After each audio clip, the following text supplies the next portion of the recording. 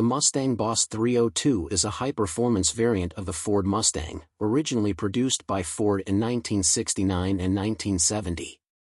The Boss 302's powerplant had a solid lifter camshaft, a 10.5:1 compression ratio, a dual-plane aluminum intake manifold, and a 780 CFM Holley carburetor. The engine was rated at 290 horsepower and 290 foot-pounds of torque, which was directed through a Ford toploader 4-speed manual transmission and a 9-inch differential. The suspension included heavy-duty shocks, shock tower bracing, and a front anti-roll bar, along with 15 by 7-inch wheels. The 1969 Boss 302 was available in bright yellow, Calypso coral, Acapulco blue, and Wimbledon white. This Revell kit, part number 854313, is a 1/25th scale level 4 kit. Let's start by laying out the parts for assembly. The parts are washed with a mild dish soap and set out to dry.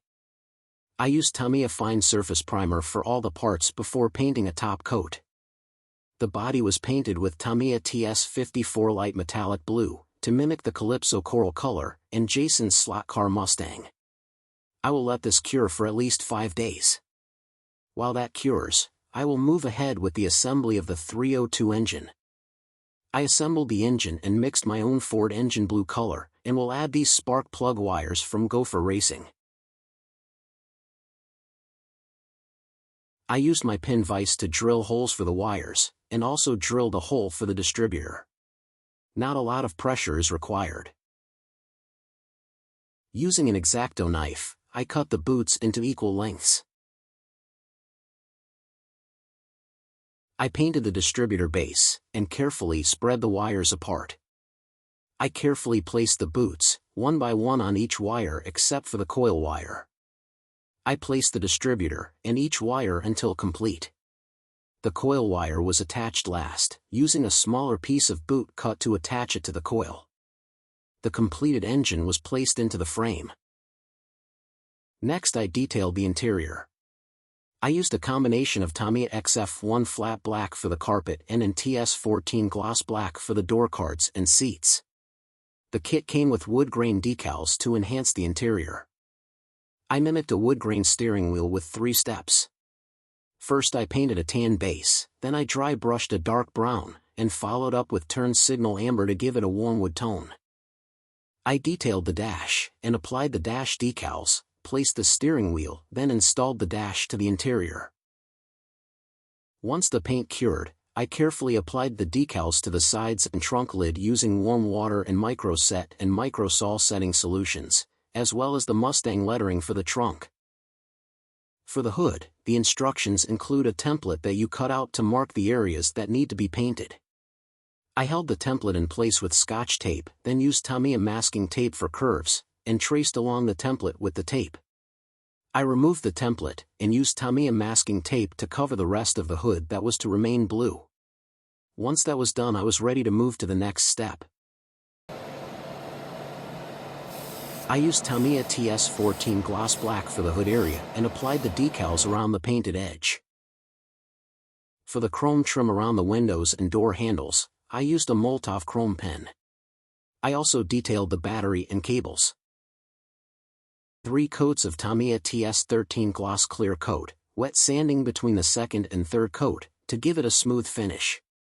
Once that cured, I used Meguiar's polishes to protect the finish. Meguiar's does an awesome job at providing a deep shine. The radiator and oil cooler were placed in the engine compartment.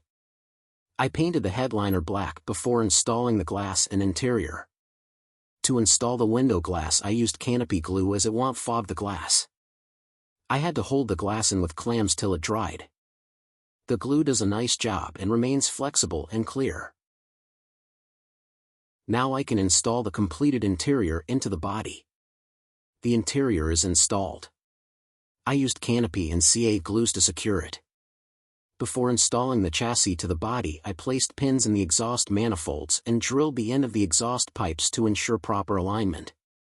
The chassis fit nicely, and the exhaust aligned perfectly. The differential is a one-piece unit. The shocks fit into the body and rest on a notch on the springs.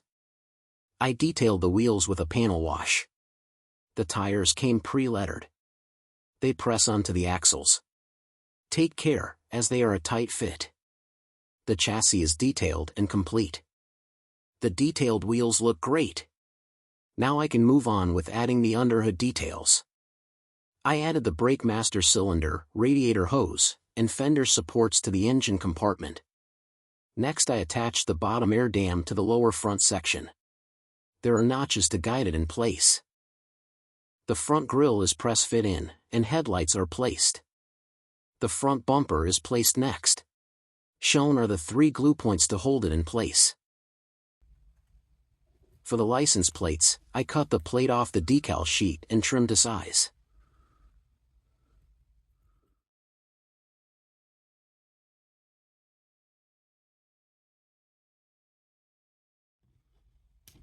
I take the license plate backer and apply a thin coat of white glue to the surface.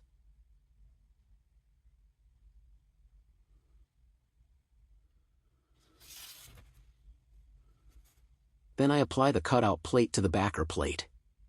This looks more realistic than applying it as a water slide decal.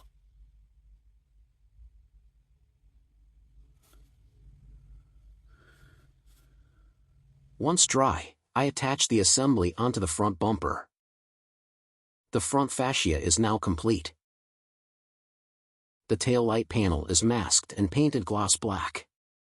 With the tape removed, it looks ready for assembly. I used a toothpick in silver paint to highlight the rear bezels. The bezels were pressed in, and the panel installed, along with the bumper, gas cap, and license plate. Rear window louver was next. I had to trim it to make it fit exact. To finish off the assembly, I placed the rear spoiler onto the deck lid using canopy glue, as to not mar the paint surface. I used the same glue to install the mirrors. These were not easy to place, as there was no definitive spot for placement. With the hood being the last part placed, we can call the 1969 Mustang Boss 302 complete.